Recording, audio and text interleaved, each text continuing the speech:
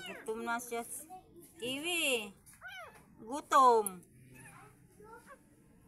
Buti kung babae si Kiwi, padidiin natin kay Kiwi.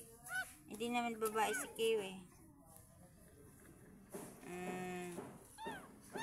Hindi nagawaan yung binti ko. Nanahimik na sila, hindi na gaano gutom.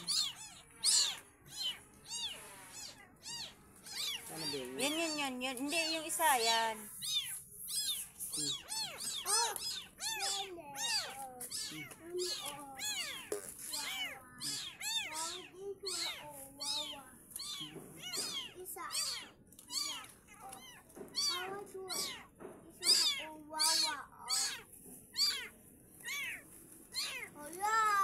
Ayan na guys.